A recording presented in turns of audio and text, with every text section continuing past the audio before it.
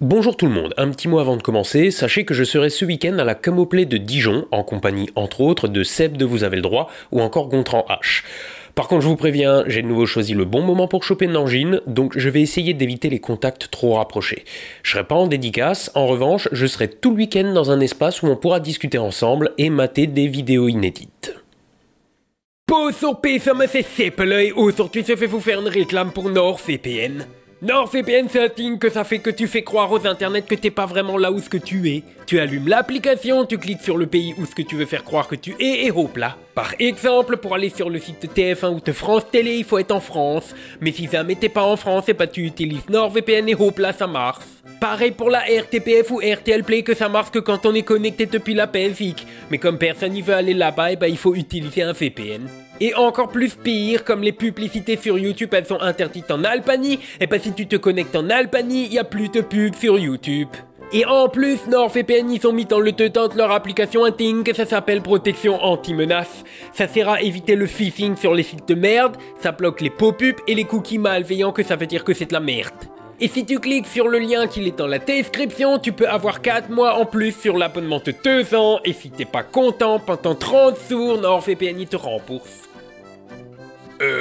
C'est tout? C'est un peu rapide quand même, d'habitude tes sponsors durent une éternité. Mais non, c'est pas fini. Ah bah oui, c'était trop beau. Non, j'ai dit tout ça parce que c'est une réclame et qu'il faut que je le dise. Mais maintenant, je vais dire qu'est-ce que je veux. Eh merde. Normalement, aujourd'hui, il te fait pas y avoir de réclame pour NordVPN, mais Astronogeek, il a dit simple, tu changes le programme et tu déplaces les réclames parce que je veux une réclame NordVPN sur cette vidéo. Alors moi, j'ai demandé pourquoi et il m'a dit que aujourd'hui c'est une vidéo spéciale. En fait, la toute première réclame NordVPN de Astronogeek, elle date de 2018. C'était il y a 7 ans, moi je travaillais même pas encore pour Astronogeek. J'allais encore à l'école. Et pendant 7 ans, NordVPN, ils ont donné des sous juste pour que Astronogeek ils disent qu'ils existent. Et gagner des sous sur YouTube, c'est pas très facile, quel. Si tu dis Navi, 11 septembre ou le point Vénus, des fois tu reçois plus tes sous parce que Coca-Cola, ils ont peur si on met leur pub dans ta vidéo. Mais NordVPN, eux, ils ont dit à Astronogeek, tu expliques qu'est-ce que nous on fait et nous on te donne tes sous à chaque fois. Et depuis 7 ans, Astronogeek il reçoit des sous de NordVPN et à cause que ça, c'est son métier de faire des vidéos, alors il est content. Et même que maintenant, il donne des sous à tes gens pour travailler avec lui et que même que moi aussi, donc moi aussi je reçois des sous de NordVPN. Mais il y a aussi d'autres réclames sur Astronogeek, il y a Holzkern, Wifoot et tout le reste, et ils sont tous très très bien. Mais NordVPN, c'est le plus vieux sponsor de la scène et que ça fait le plus longtemps que Astronogeek travaille avec eux. Alors Astronogeek il les aime bien et alors il a dit qu'il les voulait sur la vidéo de 10 ans. Et moi aussi je les aime bien parce que moi aussi je reçois des sous. Alors tu oublies pas, hein, le lien il est dans la description. Hop là, la réclame elle est finie. Fuf.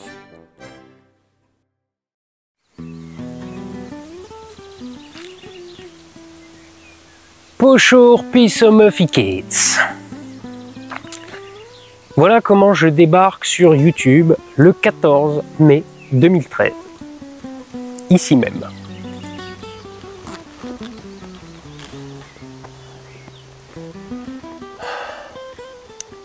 Astronogeek a 10 ans. Alors aujourd'hui, je me suis dit que j'allais m'autoriser une petite rétrospective. Mais alors pourquoi je vous parle d'une vidéo du 14 mai 2013 ? Le 14 mai 2013, c'était pas il y a 10 ans.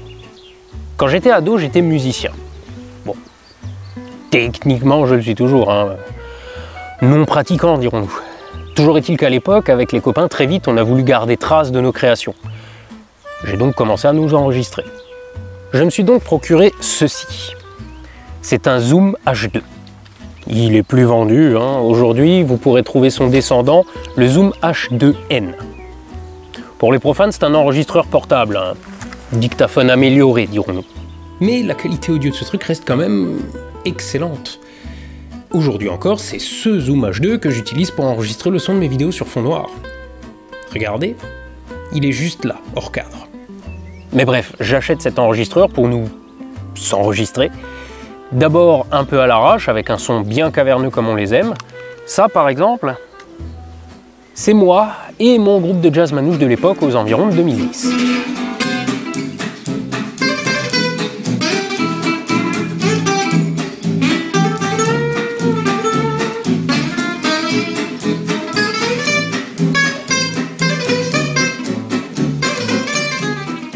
Mais très vite, ça ne me suffit plus.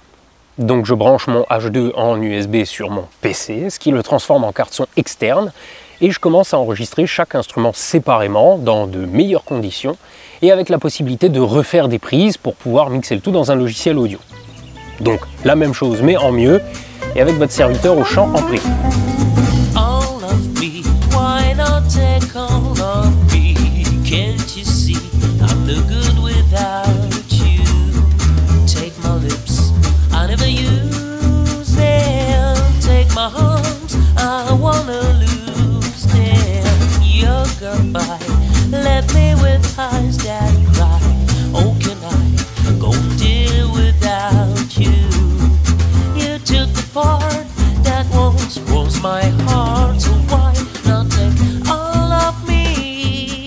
J'enregistre aussi des trucs un peu plus nerveux.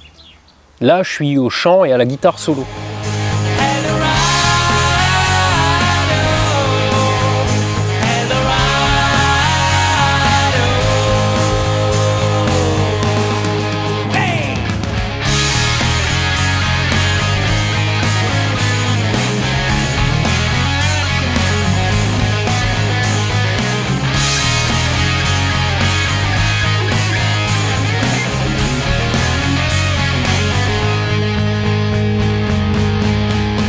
Et puis je commence aussi à enregistrer les copains. Ça par exemple, c'est le groupe du fils de Tonton David. Je pourrais aller voir ailleurs, pourtant c'est lui qu'il me faut, car c'est le meilleur marchand de couleurs. Raconte-moi tes cauchemars, toute la vie, toute la nuit. Tu excelles dans ton art. J'en suis ravi de ta gloire. D'ailleurs, avec Théo, on s'est complètement perdu de vue, donc mec, si tu vois cette vidéo, eh ben, j'adorerais avoir de tes nouvelles. Mais bref, j'enregistre des trucs et je commence à les mettre sur une page Facebook. Et comme ça tient dans la poche, j'appelle la page le studio de poche. Et le premier logo que je lui fais, c'est ça. Mais très vite encore, les enregistrements audio ne me suffisent plus. J'ai donc envie de tourner des clips pour ajouter des images à la musique en me disant que ça touchera un public plus large. Donc je continue à enregistrer et je commence à tourner des trucs pour moi, comme une reprise d'Asaf Avidan en juillet 2011 qui me vaut mon premier buzz avec presque 400 000 vues.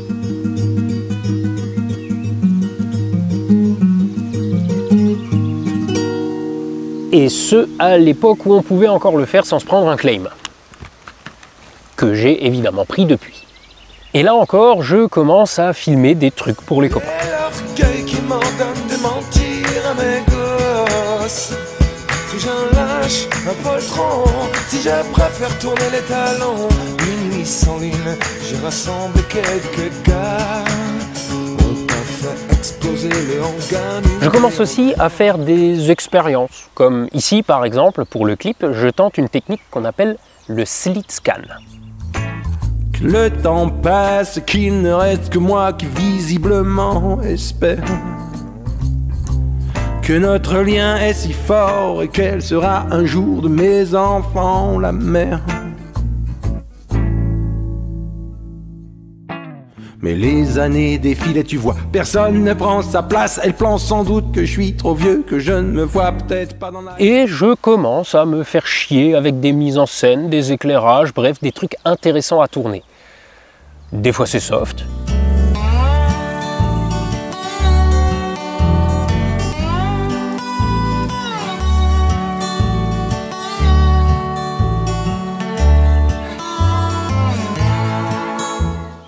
Et des fois moins.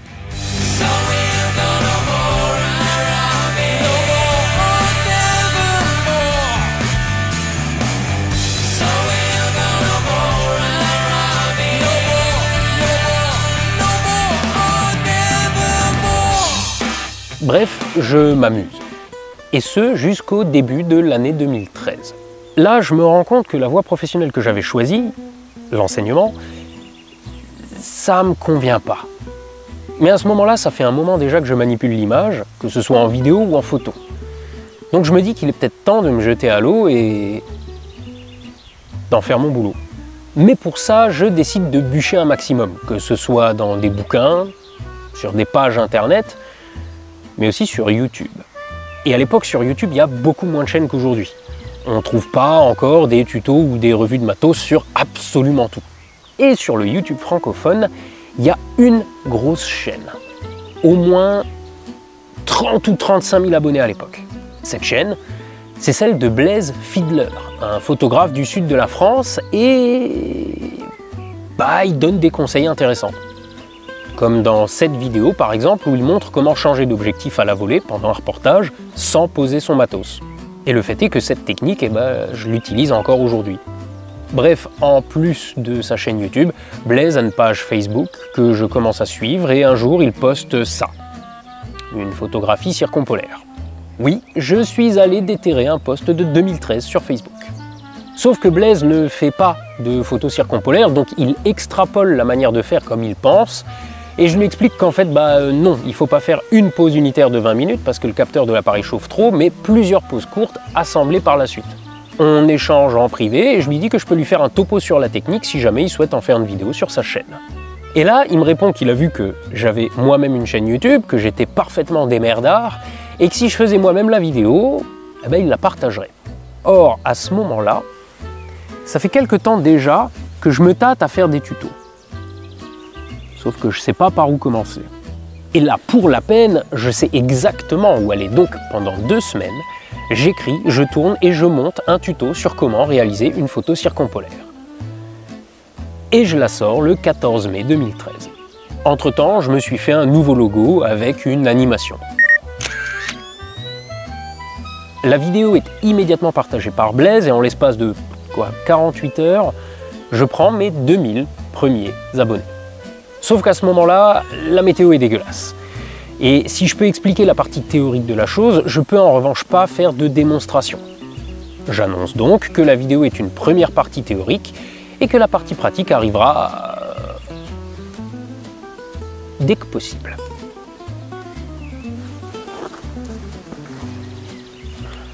Et le temps est dégueulasse. Et quand il n'est pas dégueulasse, la lune est haute dans le ciel et m'empêche de faire les images que je veux. Et quand le ciel n'est pas dégueulasse et sans lune, c'est moi qui suis pas dispo. Sauf que maintenant, j'ai 2000 abonnés. Et je me dis que ça serait pas mal de les occuper avec du contenu. Donc, je fais des tutos. Sur le light painting, la photo d'orage, un petit billet d'humeur sur la photo de nu, qui est le terrain de chasse de nombreux pervers. Cette vidéo a sauté, contraire aux règles de YouTube. Bon, faut dire que j'y montrais quelques photos, quelques vraies photos de nu, vraiment artistiques, le truc, voilà. Mais bon. Mais lors de sa publication le 7 juillet 2013, apparaissait pour la première fois sur ma chaîne le personnage qui serait baptisé plus tard Robert le Pervers. Bonjour et bienvenue au studio de Poche. Aujourd'hui, nous allons voir comment déshabiller une fille sans son consentement. Mais attends, t'avais pas dit qu'on faisait des petites photos de chats avec des oiseaux? Oui, mais en fait, on va te mettre toute nue. Ah bah non. Bon, elle n'est pas d'accord, donc c'est parfait, on peut commencer. Et finalement, le 26 juillet 2013, je suis enfin en mesure de poster la deuxième partie de ma vidéo sur la circumpolaire, réalisée les jours précédents. Et là, alors que j'étais parti pour faire un tuto, j'ai un public, déjà plusieurs vidéos à mon actif, donc autant continuer. Je vais ainsi enchaîner les tutos photos et me faire ma petite place sur YouTube jusqu'en 2015. En 2015, je commence à avoir des contrats de photos en Afrique, en Chine ou aux Antilles, et je commence à me sentir devenir un photographe international. Notamment grâce à un type de photo de couple que, je pense, j'étais le seul à faire en France à ce moment-là, et l'un des seuls dans le monde. Les photos de couple sous la Voie lactée. Les photos de couple c'est une chose, les photos de Voie lactée c'en est une autre, mais les deux en même temps, ça demandait un peu de technique et on n'était vraiment pas nombreux à le faire. La chaîne YouTube dépasse les 20 000 abonnés et je commence aussi doucement à standardiser mon décor. Et je suis aussi invité à l'inauguration du YouTube Space à Paris. Je suis très content et même fier d'avoir une chaîne de 23 000 abonnés. Et comme 23 000 abonnés a priori c'est pas si mal, j'ai été invité début du mois à l'inauguration du YouTube Space Paris. J'avais prévu de tout filmer, mais en fait on n'avait pas le droit de divulguer ce qu'il y a là-dedans. Et donc là-bas j'ai pu discuter avec quelques grands youtubeurs français, certains que j'avais déjà vus, d'autres que j'ai rencontrés pour la première fois, et j'ai même été agréablement surpris de voir que certains d'entre eux sont des abonnés à ma chaîne. Mais tout ça m'a fait prendre conscience d'une chose, c'est que 23 000 abonnés, c'est pas si énorme que ça non plus. Non pas que je vous dénigre, hein, mais j'ai pris conscience que c'était pas possible pour moi de devenir un aussi gros youtubeur que ceux qui ont des chaînes généralistes. Parce que la photo, ça touche un public somme toute restreint, et mes vidéos sont plutôt techniques, alors qu'il y a juste besoin d'un peu de curiosité pour regarder la plupart des grandes chaînes éducatives. J'ai donc décidé de créer une nouvelle chaîne YouTube. C'est toujours une chaîne éducative, mais celle-ci ne demande qu'un peu de curiosité pour regarder les vidéos, elle s'adresse donc à un public plus large. Si vous aimez les vidéos d'Y Penser, de Nota Bene ou de Dirty Biology, je pense que vous pourriez aimer les miennes aussi. Et pas besoin de vous dire sur quelle discipline elles portent, bien entendu, l'astronomie. On s'y attendait pas du tout. Alors, histoire de raconter les choses dans le désordre, cette vidéo-là sort le 1er novembre 2015.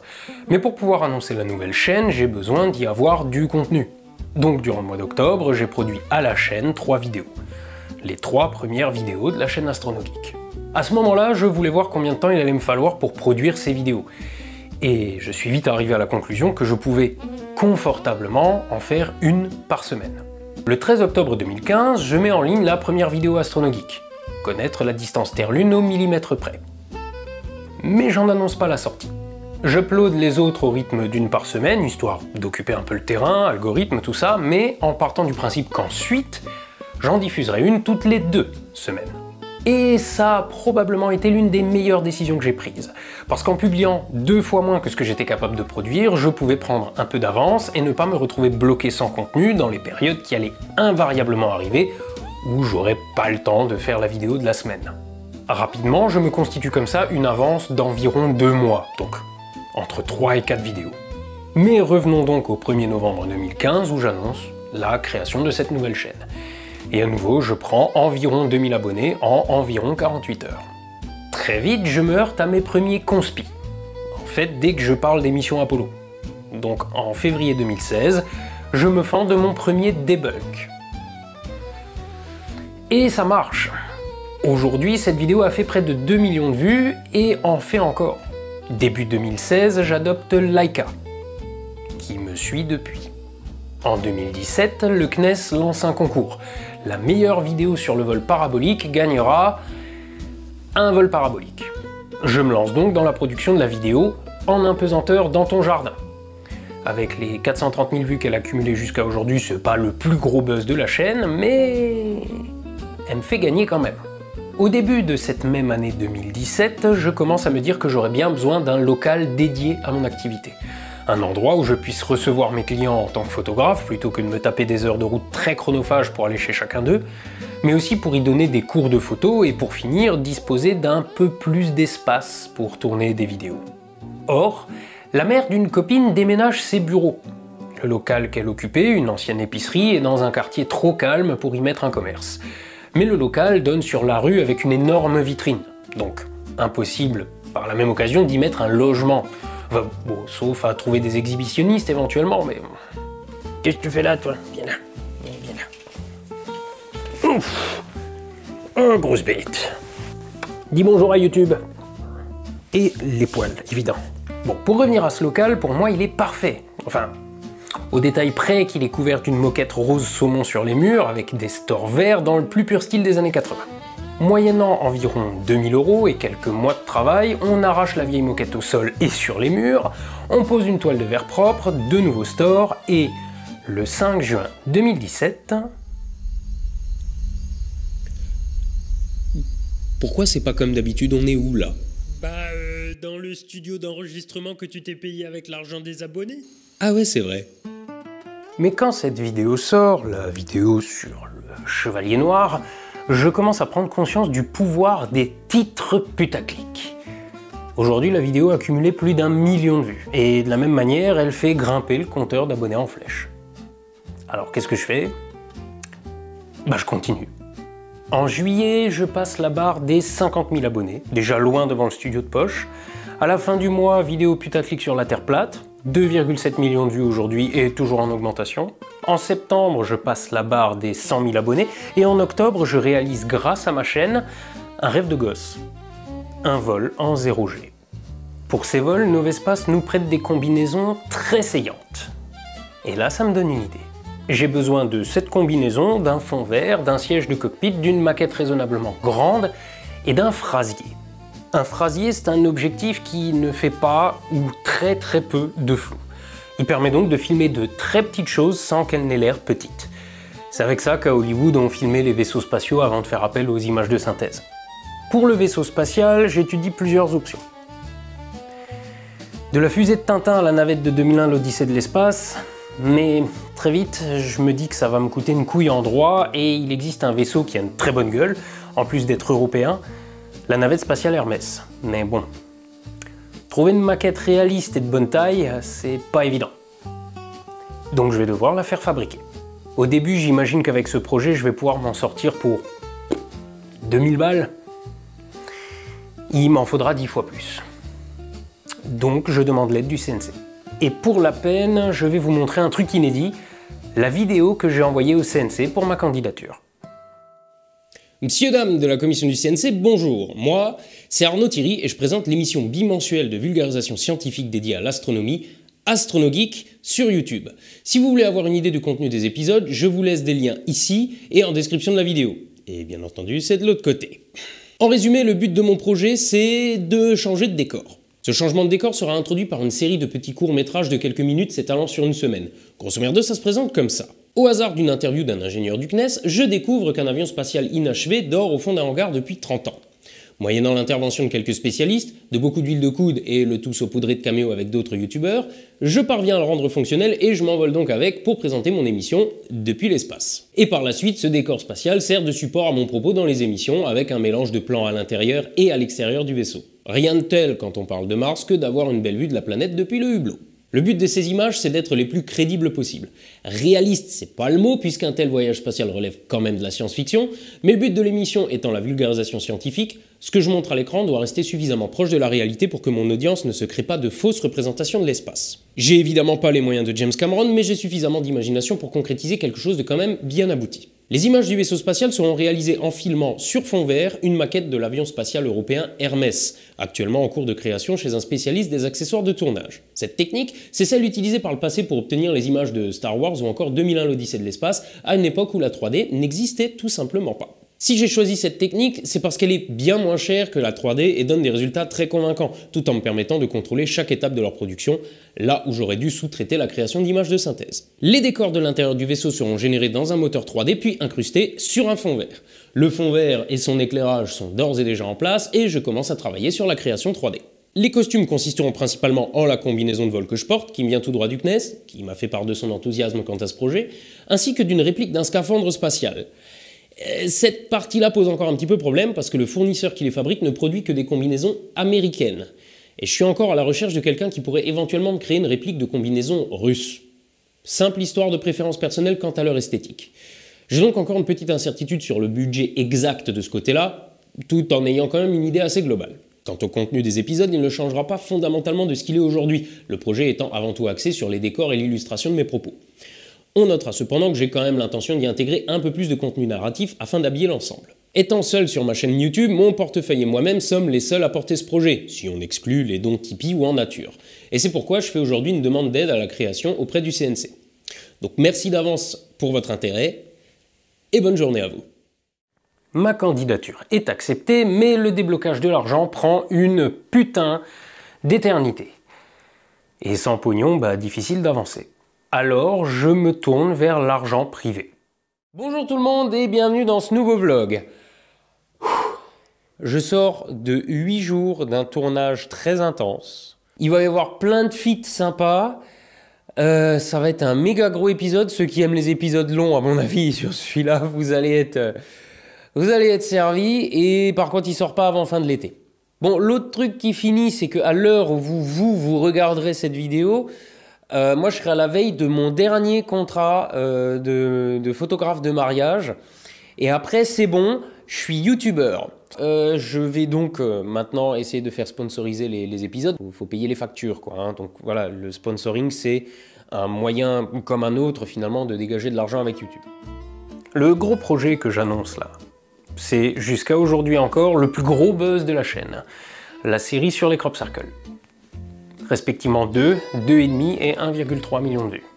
Quand les vidéos sortent à cheval sur août et septembre 2018, le buzz est fou. Et les abonnements aussi. Pendant plusieurs mois, je prends plus de 20 000 abonnés. Par mois. Avec un pic à 25 000, si ma mémoire est bonne. Mais en parallèle, je rencontre problème sur problème pour ma série que je n'ai pas encore annoncée comme se passant à bord de la navette Hermès. Pour garder la surprise, à ce moment-là, je l'appelle encore le projet H, pour éviter de créer des attentes irréalistes chez les abonnés. Et heureusement, parce que le scaphandre que j'avais prévu, plus ça va, plus je me rends compte que c'est mort.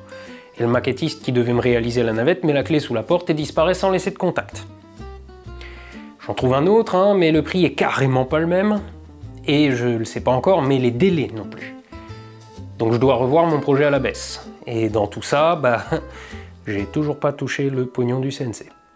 Ce qui ne m'empêche pas de passer la barre des 300 000 abonnés. Et de choper le contact de NordVPN, qui est sponsor pour la première fois à la toute fin 2018 et qui va progressivement devenir un sponsor récurrent. Vous pouvez penser ce que vous voulez des sponsors sur YouTube. En attendant, je peux vous dire que c'est, de mon point de vue, la source de revenus la plus fiable dont je dispose depuis. Et dans le lot, je suis obligé d'avoir un mot pour NordVPN. Et ce que je vous dis là n'est pas sponsorisé. J'ai beaucoup de sponsors avec lesquels j'entretiens de très bonnes relations, mais NordVPN c'est le plus ancien toujours actif. French Rocket n'existant plus, et le plus régulier aussi, vu qu'ils me prennent une vidéo par mois depuis des années. Donc ce que je vous dis là n'est pas sponsorisé. Merci NordVPN de soutenir la création sur YouTube. Vous m'avez beaucoup aidé. Moi, mais aussi les collègues. Vous pouvez dire qu'ils le font dans leur intérêt, oui bien sûr comme les autres sponsors, c'est normal, c'est comme ça que ça marche.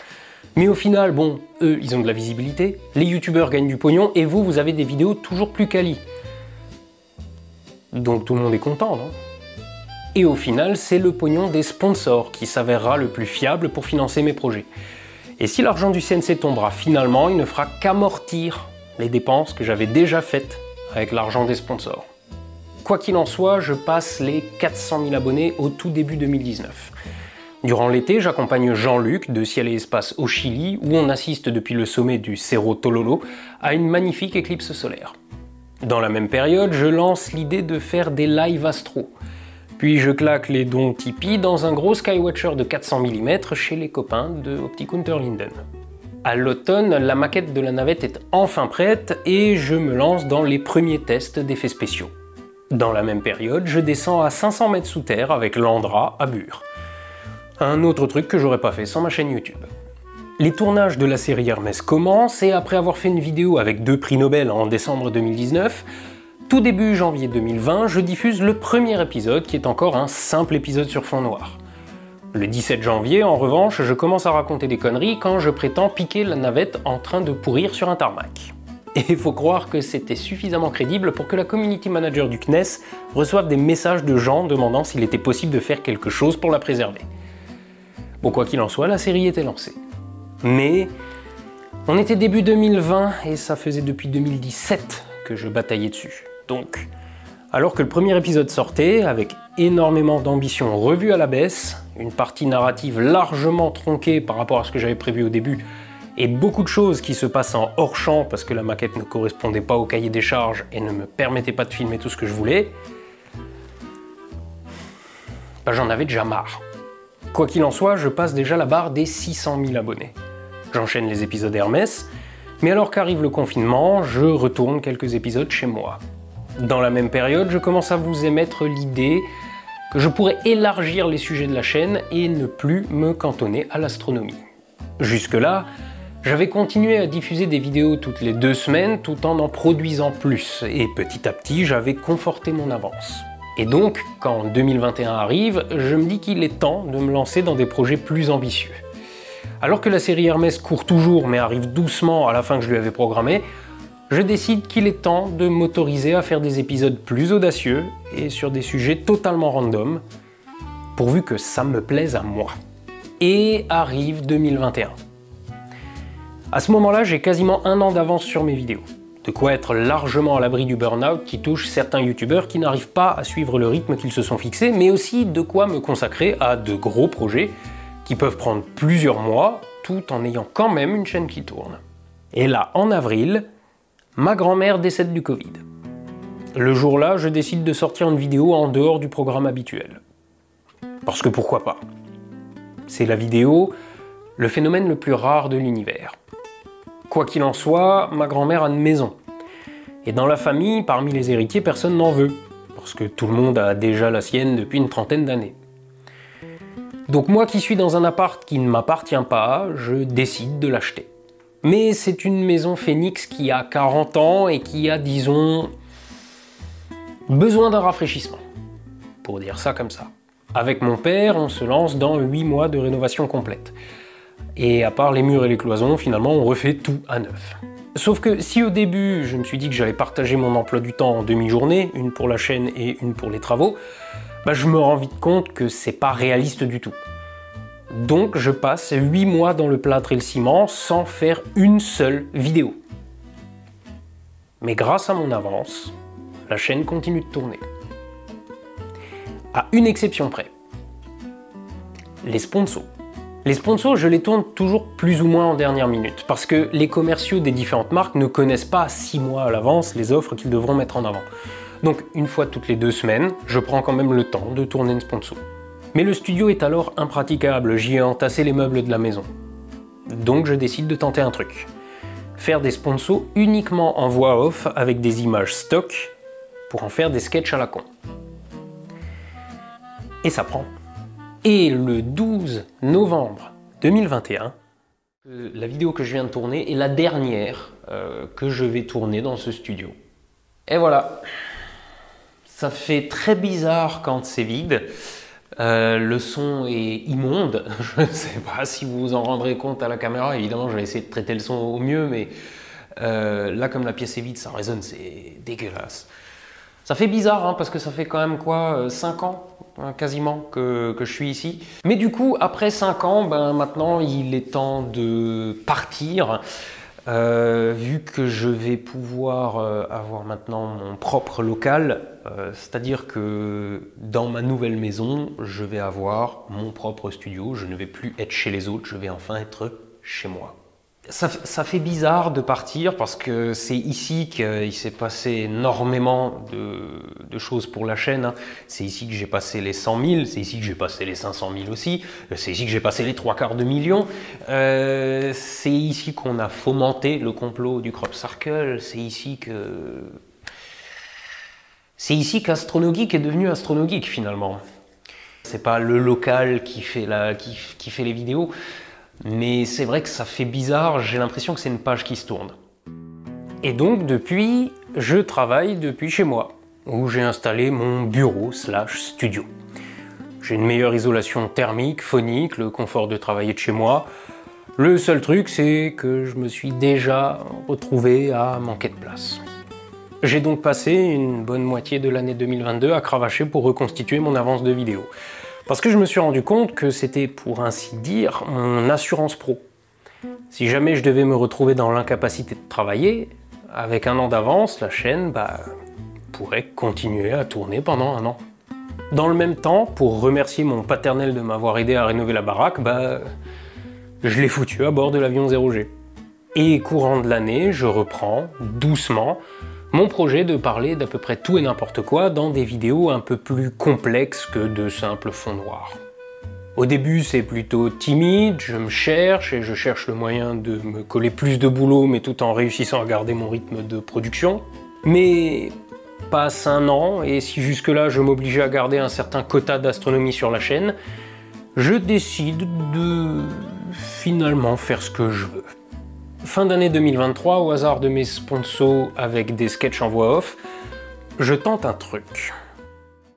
Pour sur Pessom, ceci est une page de réclame. Et aujourd'hui, on va parler de Y-Food. Ça veut dire pourquoi nourriture. Pourquoi nourriture? Eh ben parce que si t'as pas de nourriture, tu meurs, tu tombes kopf. Yo, mousse ça. Mais si tu manges n'importe quoi, qu'un suspect, t'attrapes le cholestérol, le diabète, l'hypertension et le gros cul. Et c'est qui celui-là? C'est le stagiaire. Le personnage de Seppele va progressivement revenir dans toutes les sponsors. Et aujourd'hui, je crois que si je m'en passais, les gens se poseraient des questions. Alors bon, il fait pas l'unanimité, j'ai régulièrement des commentaires me disant qu'ils le trouvent insupportable, mais ils sont très minoritaires, surtout à côté des montagnes de gens qui vont jusqu'à dire qu'ils viennent exprès pour la sponsor. Donc je pense qu'avec Seppele, j'ai trouvé un créneau pour rendre les sponsors drôles et donc plus digestes pour le public, plus sympa à écrire pour moi et plus intéressante pour les sponsors qui font plus de vues. Autrement dit, à part les quelques-uns qui l'aiment pas, bon bah... tout le monde est content. En mai 2023, je tente encore une nouveauté. Faire écrire une vidéo par quelqu'un d'autre. Bonjour, ici Gontran H. On m'a demandé de vous dire que la présente vidéo avait été écrite par Gontran H. Une espèce de génie, doublé d'un rigolo et triplé d'un chouette type.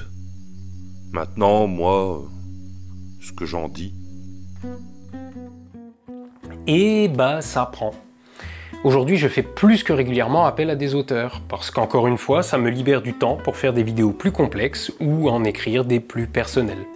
Entre temps, je me prive pas de cumuler les expériences, parce qu'on ne vit qu'une fois et si ma chaîne YouTube me permet de faire un truc, alors bah je fonce.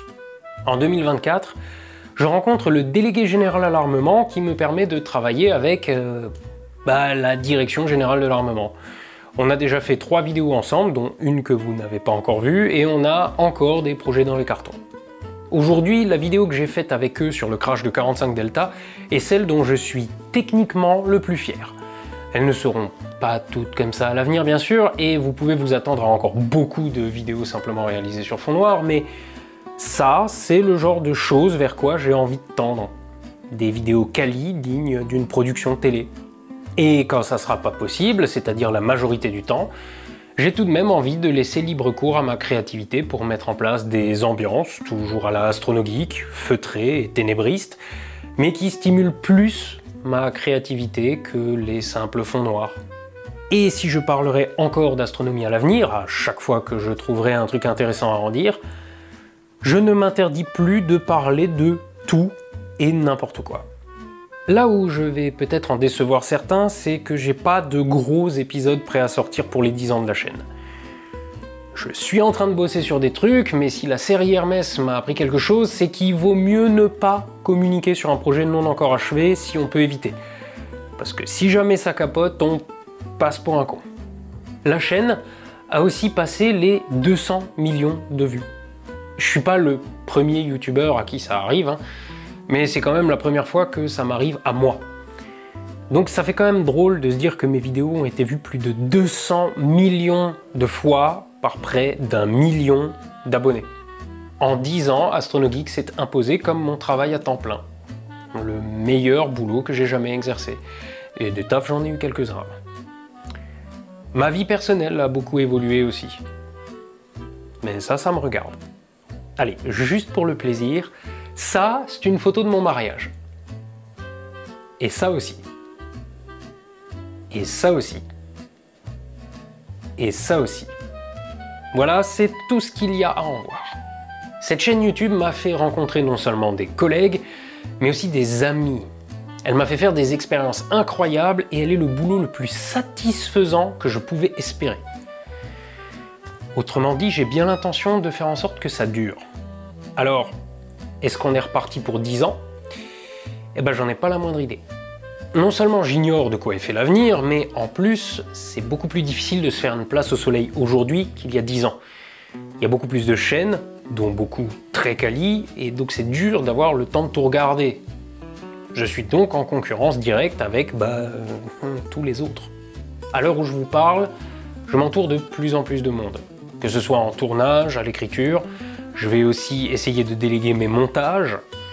L'idée étant toujours la même, garder un rythme d'une vidéo toutes les 2 semaines, mais viser toujours plus la qualité. Donc, à dans 10 ans, Peut-être. Toujours sur AstronoGeek ou dans des projets encore plus ambitieux? Je sais pas. Ce que je sais, c'est que je suis bien là où je suis, donc j'ai bien l'intention de continuer ce que je fais. Donc en attendant de savoir ce que l'avenir nous réserve, eh ben, levez les yeux au ciel, soyez astronogeek, et à la revoyure.